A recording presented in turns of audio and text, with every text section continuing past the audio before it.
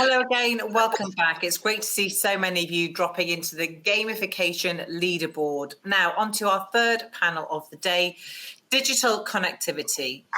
So let's talk a bit more about this because it is a pretty big area. The pandemic has shown the importance that digital connectivity plays in our daily lives, from shopping to booking a GP appointment, if you can ever actually get one.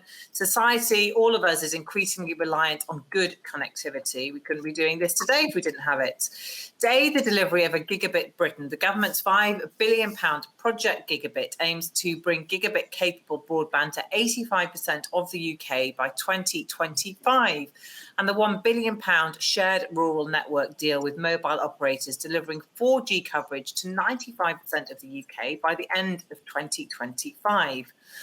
By 2030, the UK will have nationwide gigabit-capable broadband and 4G coverage with 5G coverage for most of the population. Is that achievable or is it pie in the sky? Here to discuss are Mark Hawthorne, digital champion for the LGA and leader of the council. Gloucestershire Council. Mark Hawthorne first got elected to Gloucester City Council in 1998 at the age of just 23. In 2004, he became the leader of the city, where he was instrumental in setting up the Gloucester Heritage Urban Regeneration Company and attracting £200 million of investment into the city, including the docks regeneration. Mark was then elected to Gloucestershire County Council in 2009. The following year, he became one of the youngest county leaders in the UK, and Gloucestershire County Council's youngest ever when he took over the role at the age of 35. He's been instrumental in securing £1 billion worth of infrastructure investment across the county.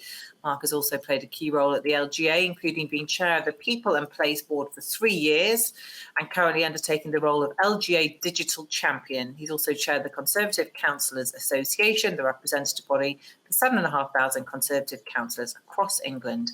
Also joining us are Matt Robinson, Head of Nations and Regions at Tech UK. Matt leads Tech UK's work with members and stakeholders across the UK, including devolved government, mayors, combined authorities, and other relevant parties, particularly looking at how strong local tech ecosystems can be encouraged and thrive. Matt also covers levelling up and leads on Tech UK's local digital capital that shows the strength of the digital technology in different parts of the UK.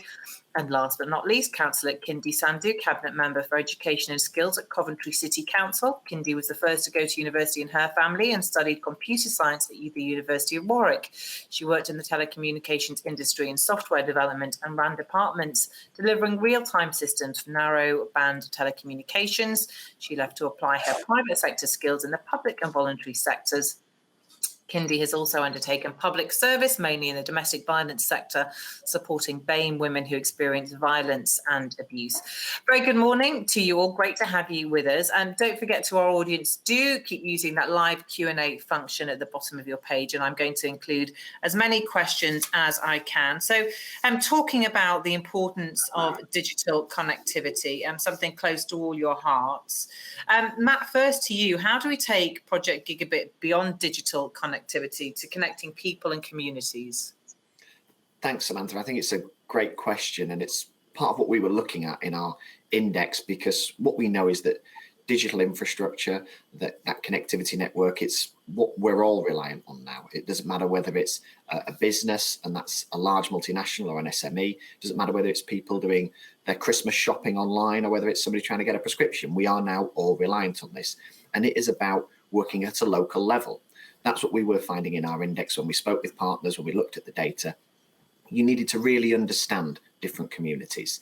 There is an urban-rural divide in this country, and there's a north-south divide when you look at digital connectivity.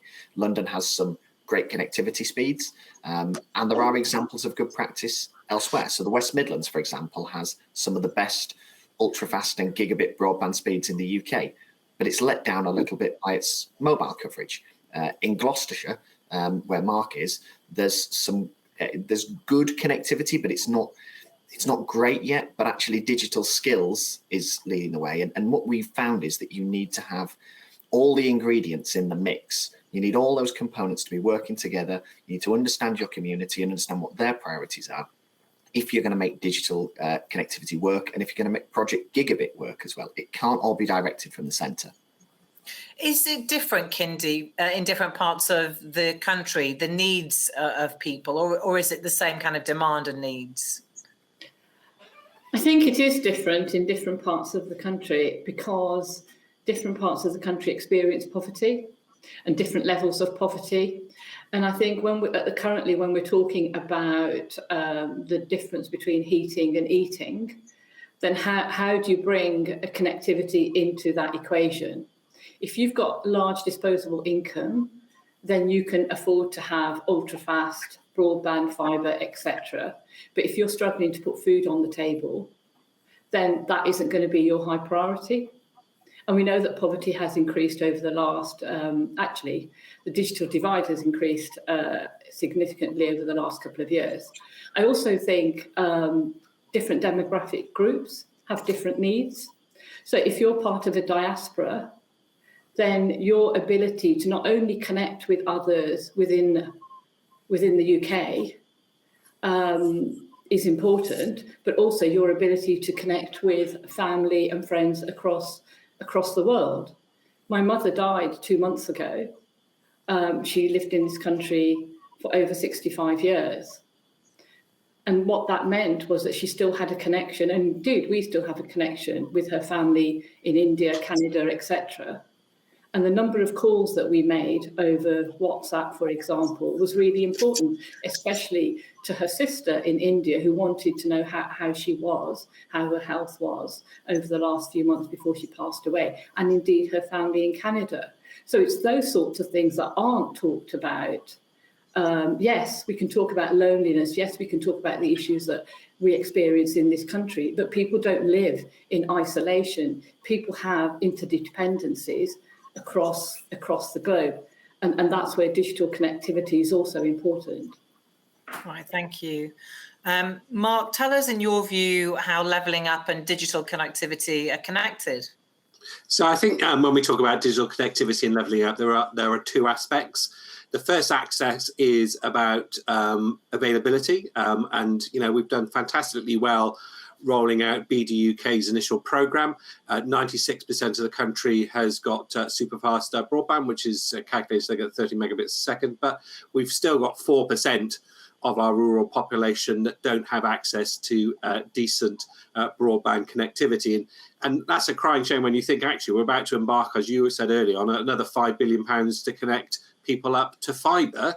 We've still got people who can't get a decent broadband connectivity on a daily basis. So that is an area we really do need to focus on, because the pandemic has shown that digital connections are really important in people able to get to work remotely, even from children, remote learning. And that needs to be fixed. The second bit, which I think was where we were also talking about earlier, is about social deprivation. And we know there's a real digital divide there as well. And the LGA estimates that actually we're losing out on, I think, something like £21 billion worth of economic activity, because there are people that don't have the digital skills. And in a place like Gloucestershire, as Matt was referring to, we're hugely seeing an increase in cyber. It's a big employer in Gloucestershire, and yet there are communities right across the county, but especially in Gloucester and Cheltenham, that don't have access to decent digital skills, and therefore are losing out on the opportunities that are important in the marketplace. So those are the two aspects I think we need to focus on in levelling up. And the real big disappointment was that none of that was referenced in the levelling up white paper. Okay, Matt, what about the tech sector? Is that sector engaged in levelling up, do you think? Yes, so when I'm speaking with our members across the UK, they are really interested in this. They see a massive opportunity for the UK in terms of not just local economic growth, but the UK's place in the world and our national position as well when it comes to being an innovative leader on tech. And levelling up's a really, really important part of that. If you're not engaging with communities, you're not making sure that there's a talented workforce that's coming through. So that's looking at skills and making sure that you have an engaged population UK-wide in the tech sector, that they understand the potential of what that can deliver for not just business, but improving public services, then you've got a problem. If you've not got actually the plumbing, you've not got the piping, and you've not got that infrastructure ready, then that is a problem, because people who would want to get online simply can't. And this knocks onto digital adoption as well. What we found in our index is if digital infrastructure was poor, it knocks on to digital skills, it knocks on to digital adoption. So the butcher, the baker, the candlestick maker who might need CRM software, accounting software, cybersecurity, they're not going to be able to access that because they don't have that digital infrastructure in place. So it's not just important for a business looking at their own model and what they're seeking to do and breaking into new markets, but it's important for the wider local economy as well, and how you engage people in that discussion and how you improve public services. And how do you make that shift then? How do you help people? Do you need people to come out and find the help, or does the help need to go to them? I think it's a bit of both here, actually. So what we know is that there are going to be some really hard to reach communities, and we need to, as Kenny was saying, we need to go out and make sure that we are reaching them and speaking to them, and we are doing important things. So in Wolverhampton, I know they've done certain pilot projects where they're looking at individual blocks of flats and housing and how they can reach people and make sure that they are accessing provision. And that's not just digital infrastructure, it's making sure the kit's there, making sure that they're improving their skills. But at the same time, we know that business is also doing this. They're seeking to partner with boot camps, universities, other skills providers to deliver more. So you need, I said about the ingredients before, if you were going to make this cake bake, then actually you need all the ingredients to be working together. Okay, and Kindy, what are the main sectors that need to be brought together for Project Gigabit? I think education is a key sector. And I think, so for example, in Coventry, where we've combined both the education and the economic development strategies together, because you can't have a digital economy, you can't have a contribution to the economy if you don't have the right workforce, if we don't educate our kids, basically. I also think the business sector is a huge, I mean, that goes without saying, really, is a huge sector. And I think sometimes so, for example, when I worked at Marconi, when we were looking at moving from narrowband to broadband and mobile technology, we looked at not just technology and the infrastructure, we looked at people, we looked at processes. This is the triangle that we have to really work to. And so the business sector is also important. And I think it's also about looking not just at those skills or education of people who may be in the digital sector, may have those computer science skills, whatever people call it, but also outside. So, for example, again, when you look at developing software, for example, you have to have skills about being able to be analytical, being able to be understand logic. And so language graduates, for example, who look at semantics, who look at syntax, the very core of software development is some of the skills that we could bring in to this digital sector. And I think understanding that for those who have perhaps education outside of so-called technology, STEM, etc., they have valuable contributions also, and skills and understanding that could be brought into this sector. I also think the sector that has to be brought in is local government and national government, because we can't have a successful infrastructure if we don't have the investment behind it. And that investment is not just about putting in the infrastructure within rural economies, for example. That is absolutely it. But it's also about training. It's also about not just, and I don't just mean having a 1 hour training course. People are nervous about using technology. I get that digital divide. I get that nervousness. My father-in-law is an emeritus professor of computer science at Oxford. He's got a knighthood in it. My dad never went to school. Yeah, my dad couldn't read or write anything. So in my family, we have that whole spectrum of availability and access to the digital technology. So I think it's that community involvement that has to be brought in. So the champions that we have in Coventry that go out into the community. And so, for example, I was in one of the most deprived wards a couple of weeks ago at a Diwali celebration, and we were talking about having those. Yes, it's a community organisation, but we have our digital champions going in, talking to these communities. They may be digging up plants and whatever, but also it's combining those multiple projects. So it's all those sectors that need to be brought together. Okay, thank you.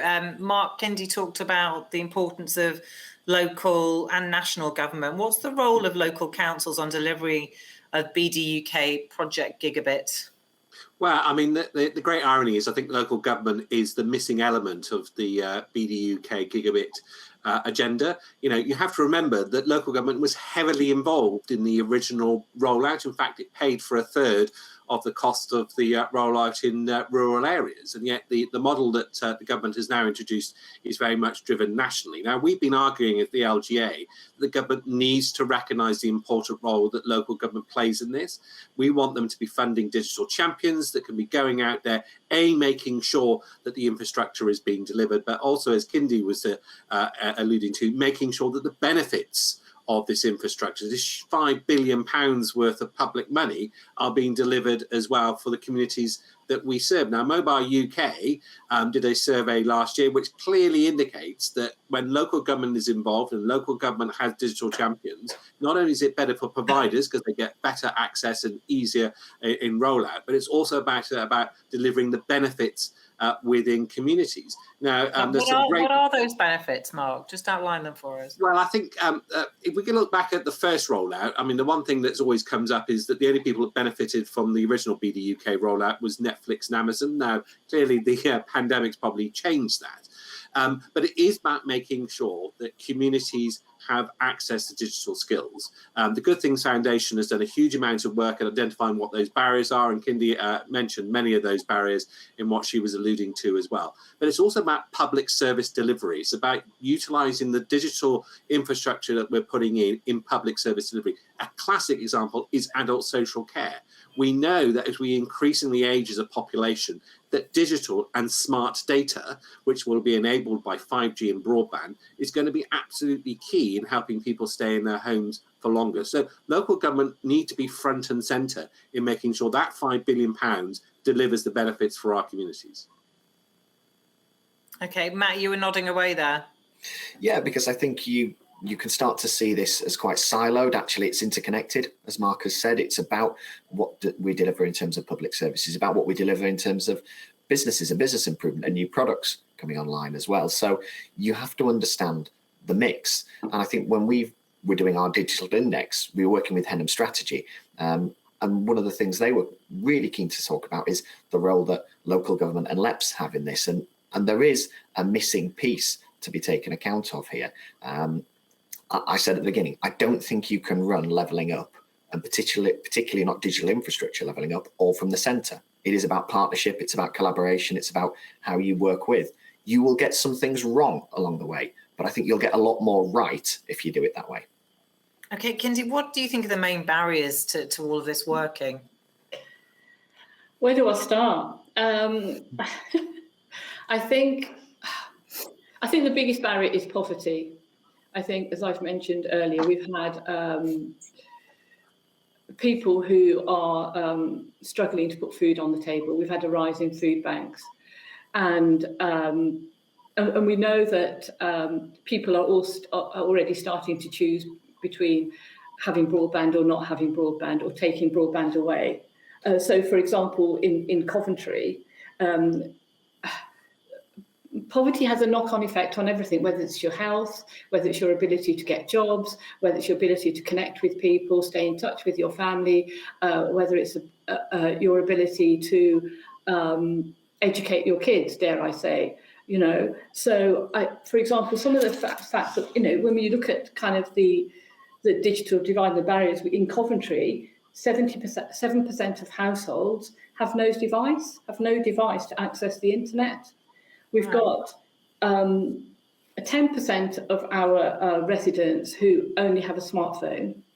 So how do you teach your kids to do their homework if you only have a smartphone in your home? I think the other barrier is this misnomer that if you have, and I absolutely agree with what Matt is saying about having all these elements together. My other barrier is that if we think just by having this infrastructure, we've fixed this, and that we're going to have this huge, great digital benefit. We've got another thing coming, because we can't, it's like building cycle lanes, right? Building cycle lanes. If you come from a legacy of poverty, say you're part of the diaspora, you come to this country, and part of that success that you're demonstrating is material wealth. Well, driving your 4x4 is an example of success of that material wealth. Huffing and puffing like I do up a hill on my bike is not. So it's understanding what those barriers are. And I think that we have to fix, I know I keep coming back to this, but we have to fix the poverty. If we've got kids going to school that are hungry, right, they're not going to learn.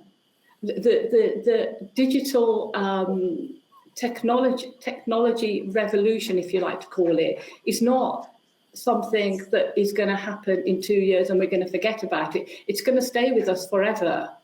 I remember going back to work after having my baby. I was on maternity leave for 6 months. And my first meeting, everybody had a laptop. I hadn't experienced that before I'd gone on maternity leave. So it's very fast pacing. If you're not part of that, if you are part of that, you are part of that fast moving. But if you're not part of that, you have an even bigger barrier, because things move so quickly and you're having to catch up. There's that element as well. But I do think, sorry. No, go on. I do think that we have to fix the social inequities that we have in society in order to be able to benefit completely from this project. So, Mark, what role do councils have to play in that? It's one thing having infrastructure in place. It's another making sure that all these people who come from, socioeconomic deprived backgrounds have access to devices that allow them to use broadband. And absolutely. And indeed, it's a piece of work the LGA are currently commissioning to actually understand what it is that we need to provide local government to be able to reach out to those communities and deliver. We're hoping to report back on that, I think, early in the new year. And it is working, as I said earlier, with organisations like the Good Thing Foundation who are already out there in that space and understand the sort of barriers that exist within these communities. We talked, if you look at some of their studies, they talk about affordability. I think there's more that some of the providers can do around promoting social tariffs in particular and taking away some of the stigma that exists around social tariffs. It is about equipment. We did a huge amount of work during COVID to get laptops out to school kids. That shouldn't stop, because that was about meeting a need that needed to be addressed. It's about skills, making sure that people actually know how to get online. But equally, and I think this is something the Goodwill Foundation came was, is actually explaining to some of these communities the benefits of being online, the things that they can do once they're online. And I think, again, that's part about what we need to do as local government to get into those communities. Because I keep going back to, this is a lot of it public sector investment. We need to make sure that investment delivers dividends, and we can't have communities that are left behind, especially in an increasingly digitalized workplace. Okay, thank you. Matt, a question for you. How can we use tech to track and impact levelling up? What role does tech have there? So I think what we know is that more and more data is being collected. We used a lot of that publicly open available data for our index, and that's been really beneficial in giving us an idea of where the strengths are and where the gaps are at the moment. And I note that we've got Helen from the Department for Levelling Up coming on next, but I'd be really interested in the department who put this in their 12 missions, making a bigger deal about how we collect and analyse that data. And that doesn't just mean digital infrastructure.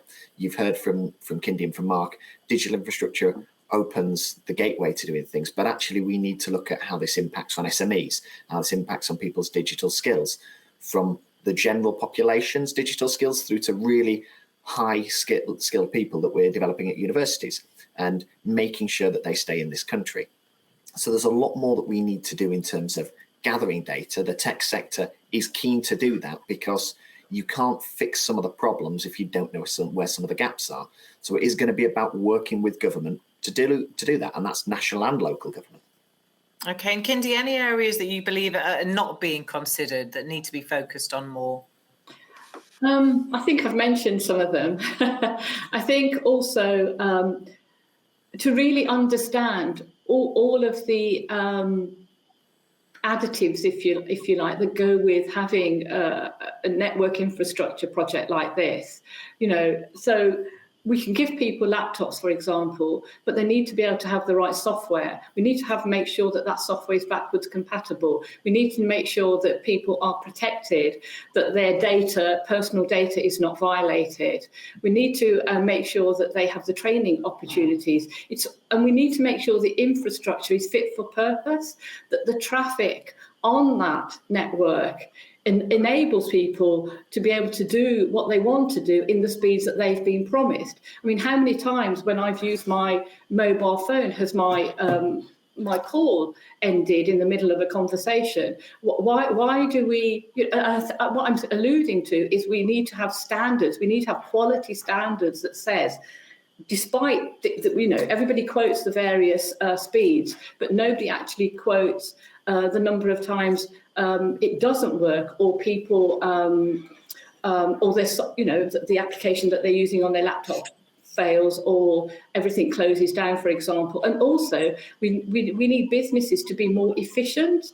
So, for example, when people move from one package to another, for example, as we have done in my home, we've now got 2 sets of connections to fibre. So the second company that came didn't use the hardware that was already there. They then installed their own hardware. Well, how inefficient is that? And I think businesses need to open up and work in partnership, in the true essence of partnership.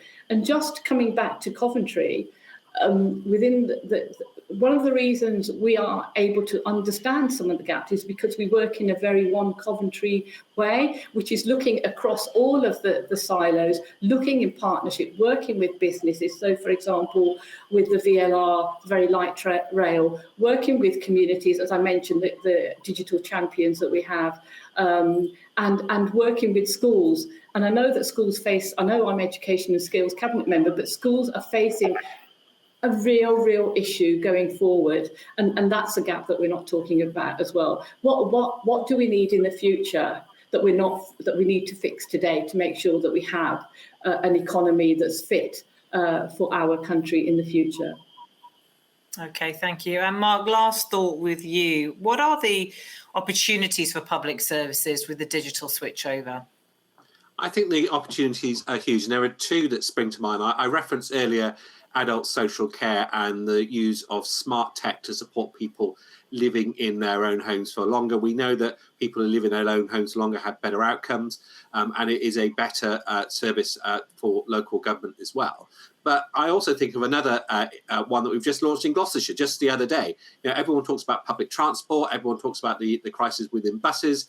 We've just launched a demand responsive bus network in our rural areas. It's basically Uber for buses with a fancy algorithm I don't understand. But that requires tech. That requires connection to the internet. That requires good mobile phone coverage to book your seat on that bus and get your seat to travel to work. But those are the sorts of opportunities that delivering better broadband and better mobile will deliver right across the piece, both in urban and rural areas. And I think actually they're going to be absolutely critical, especially things like buses, to actually be able to provide a solution for local residents going forward.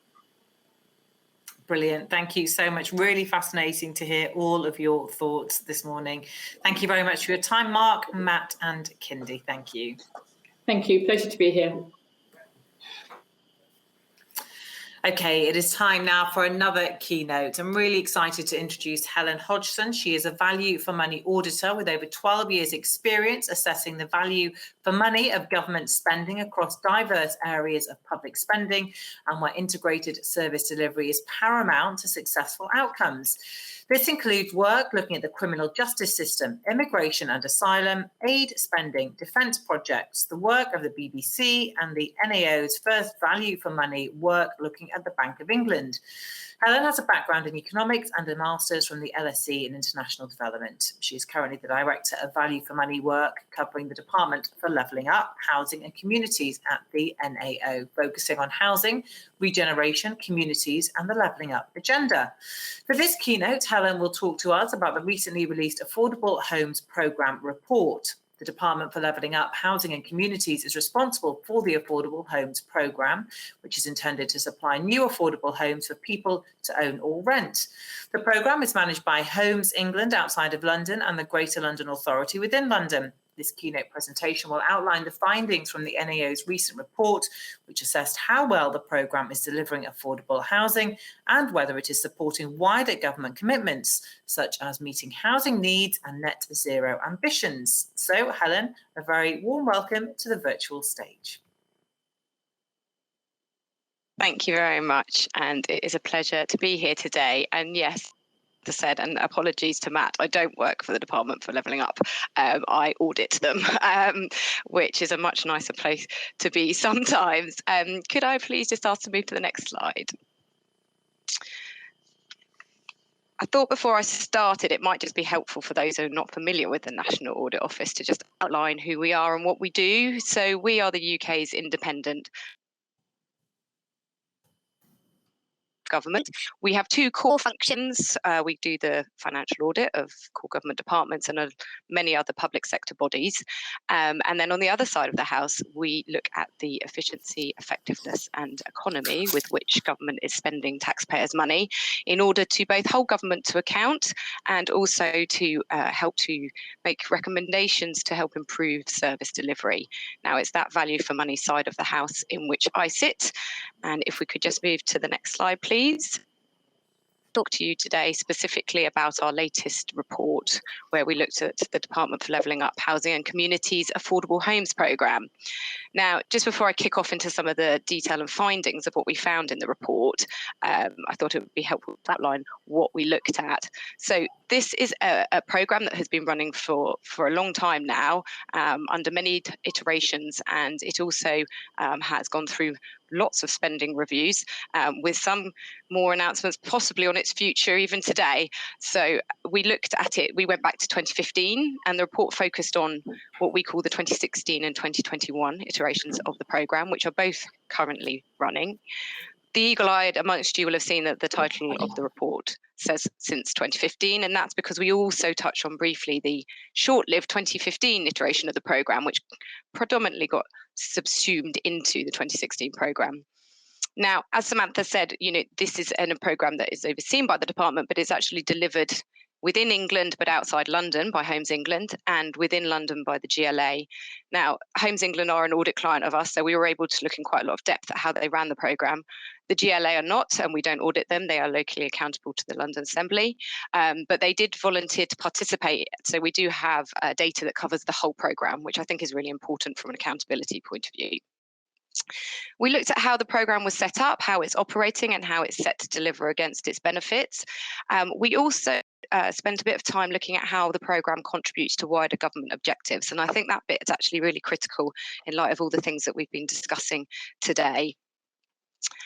Just to say that overall, the period of time that we were looking at was covering a forecast spend as at May 2022 of 20.7 billion on the programme. So this is a lot of money, and it's obviously a really key important area. Could we move to the next slide, please?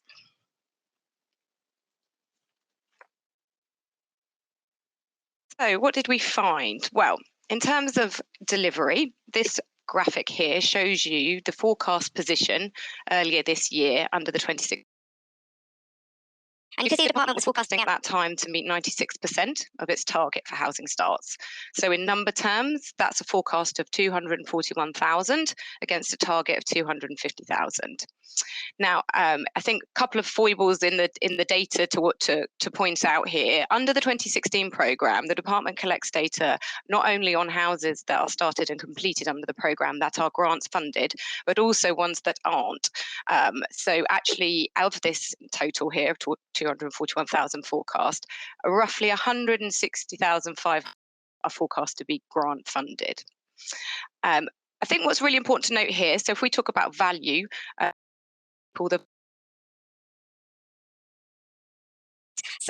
whilst this is looking at starts, you'll see that a number of homes are not due to be completed until 2032, and that's quite a long way off. So we thought that was quite an important point to highlight.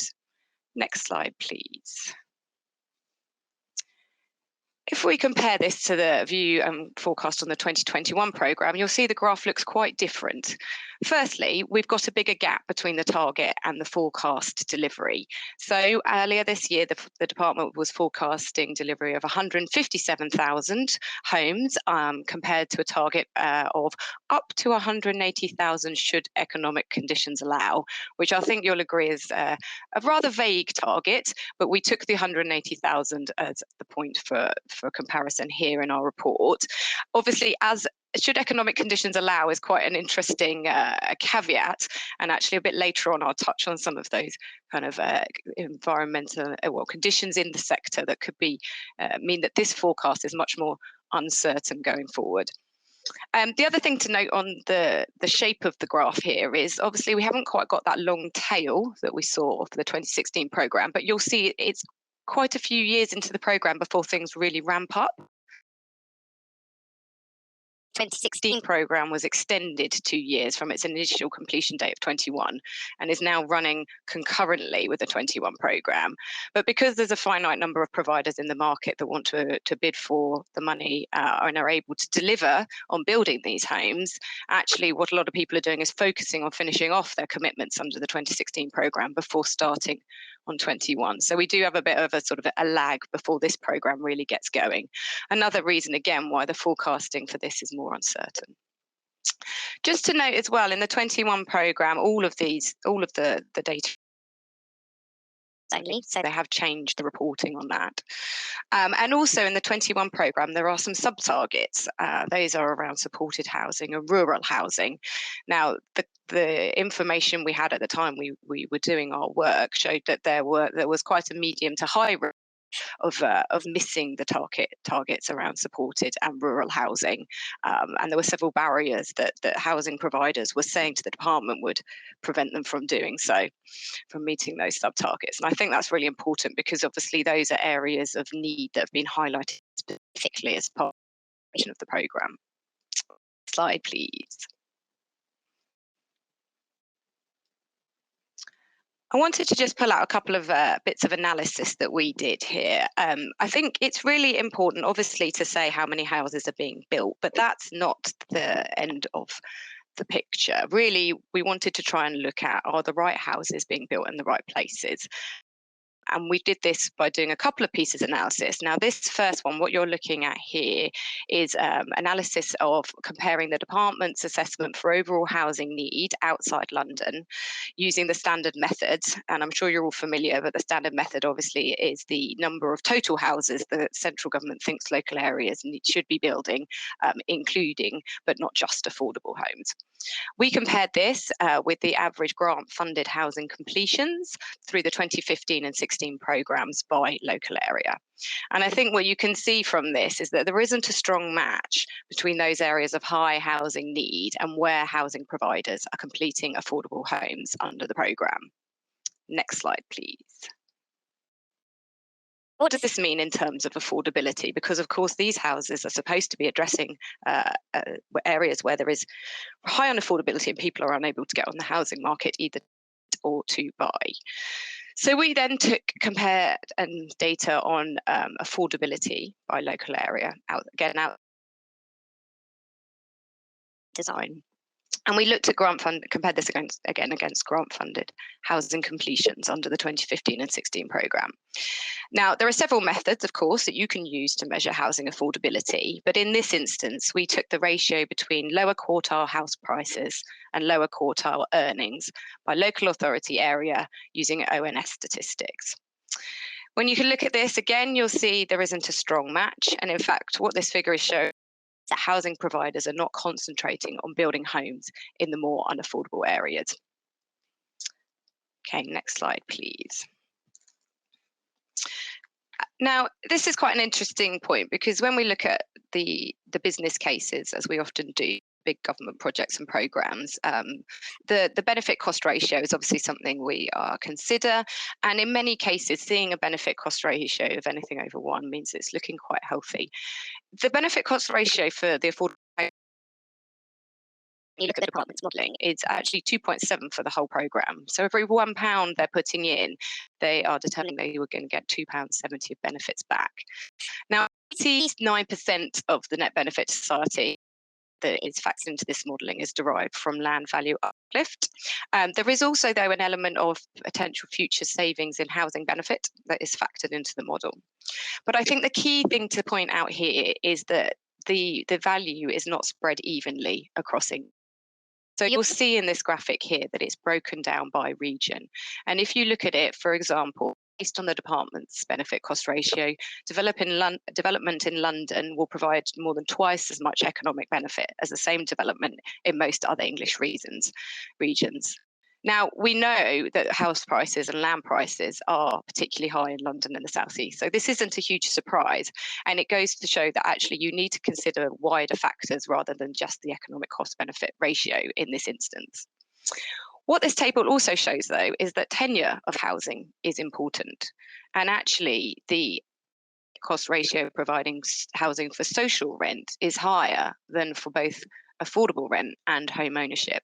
And that's an interesting thing to take into account when you think about what types of housing is being delivered under the programme. Next slide, please. Now, as part of our work, we talked to a number of housing providers and local authorities who are delivering this programme on behalf of government. And they raised a number of challenges that they are facing in the environment at the moment, which is why we feel that the current forecasts, particularly for the 21 programme, remain very uncertain. I'm sure none of the things here on the bulleted list are a surprise to any of you, but it was interesting. There's a few interesting things that I wanted to point out that I took away from some of these conversations. Now, we know there are supply shortages. Actually, the housing providers who are delivering this programme are of different varying sizes. Some felt it was easier to mitigate against this risk as they could bulk buy things. There was an economies of scale opportunity there. Now, smaller and medium-sized providers were struggling to be able to do this, and so the risk isn't necessarily spread evenly. While cost inflation is something that we're all grappling with, obviously in the housing sector, you've got cost of materials going up, you've got contractors being wary of committing to fixed price contracts, given these inflationary pressures. And also there is a potential incentive for developers to prioritise delivering homes for market sale. When we think about labour shortages, we often think about hands on site to actually do the building work, but there's also shortages in the labour market that can affect the supply chain. For example, shortages of delivery drivers to transport materials. And when we come to the planning system, now this was obviously a critical part, but it wasn't within the specific scope of this work. But as we spoke to providers, they made it clear to us that obviously delays within the planning process because of capacity constraints within local authorities does have an impact, and particularly on the ability to get housing starts underway. Then there's delays with utility companies, local building control, highways agencies. Obviously, building a house, you don't do it in the middle of nowhere. There has to be the infrastructure in place, and there have been delays in those areas as well. So they have knock-on impacts on this programme. There's the building safety agenda and need to spend money in that, and also on the net zero agenda and the need to think about retrofitting as well as what you build in your new homes. So all of the providers are balancing off a lot of those needs in a finite cost environment, and that gives a lot of pressures. And actually, I think it'll be really interesting, and maybe this is a bit of food for thought for your later panel session on housing, as to how all of these things are playing out together and what that means in terms of consequences for not only the delivery of affordable homes through this programme, but through other routes as well. So that was the key things I wanted to take away. I mean, just to reflect on what does this all mean for levelling up, as I know this is kind of the banner under which we were all coming here to talk about these issues today. Well, I mean, for me, it seems to be that this is just one element of a very complicated landscape, and there are many that need to interconnect to make levelling up a success. And you've touched on a number of other areas today. This programme doesn't happen in a vacuum. We were very aware of that. And in fact, we talk a little bit more in our report about how the programme is contributing to some of the wider government objectives, particularly in areas like net zero, but also things like temporary accommodation and spending on adult social care. We have recommended in our report that the department takes into account those interconnections in more specific detail and tries to factor them into its design of the next iteration of the programme. Now, as Marvin set out earlier, obviously, when we think about levelling up, there are disparities within and between regions. The Affordable Homes Programme works at a regional level. And actually, as our analysis shows, that doesn't necessarily mean that the houses are being built in that local area where they're most needed within those regions. And that's something, again, we think needs to have greater consideration. Housing is one piece of the jigsaw for levelling up, but ensuring the right homes are delivered in the right places seems to me to be an essential part of that jigsaw. Thank you for your time today. If you would like to read the report in full, it's available on our website. And if you would like to get to discuss in any further detail, I'd be delighted to hear from anyone, and my details are also there. Thank you very much for your time today. Helen, thank you so much for taking the time to be with us and share all of that. Really insightful and interesting. Well, to all of you watching, we are going to take a break now and come back at 2 o'clock for our next panel discussion entitled Health and Wellbeing. I'm sure you'll agree we've had a really fascinating morning so far. Plenty more to come this afternoon. And I hope you're all still scoring points with our gamification tool. Those in first, second and third places can donate to the charity More Trees, as I said earlier. And if you jump into Meeting Hub, you're building connections with delegates, not only for this event, but also with those who sign up for future events too. Have a good break. Enjoy your lunch. I'll see you back here at 2 o'clock. Thank you.